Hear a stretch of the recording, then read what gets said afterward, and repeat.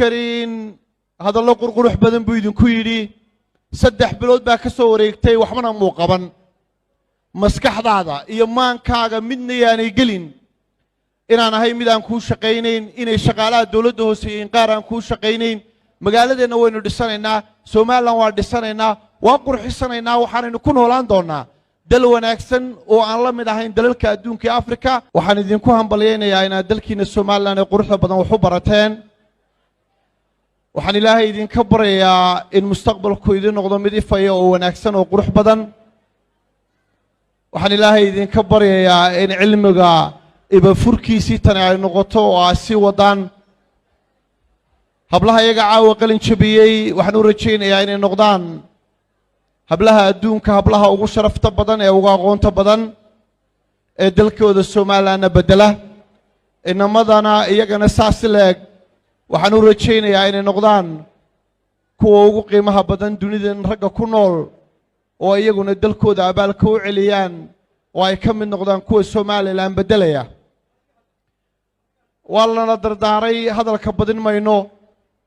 laakiin waxaan idin sheegayaa inaanu idinla faraxsanahay waxaan idinka sheekaynayaa nasiib waxaan u helay ardayda ka qalin jabisa jaamacadda Admas xaflad kasta haddii aan dalka joogo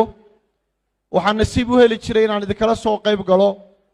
waxaan nasiib u heli jiray kelmad inaan idinku idhaahdo hadda markii shaqadu farabadatay iyo mas'uuliyadda aan idin hayaa aadkay ugu farabadatay markay bilaabantay in jaamacaduhu qalin jabiyaan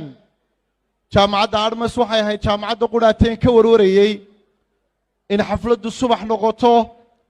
oo anigoo shaqo muhiim ah gacanta ku hayaan iman kari waayo oo ay markii ugu horeysay noqoto oo idinku markii ugu horeysay aad tiraadaan cabdikariin ma markii maanta aanu dooranay eenu babar istaagnay buu naga maqnaa xafladdan ku qalin jabinaynay markii aan Xuseen arkay isagoo casuumadda ii sida mar waxay ii ahayd talow maalintu ma waxay ku beegan tahay maalin aad mashquuli doonto waxaase ka farxad badnayd markii uu invitationka ii dhiibay ee ugu yidhi taariikhda markii ugu horeysay waxaanu go'aaminay in xafladaydu habeen noqoto markaasaan ogaaday inaanan sinaba uga maqnaanayn waxaan ku faraxsanahay taariikhdayda intii badnayd inaan garabkiina ahaa maantase anigaa garab idin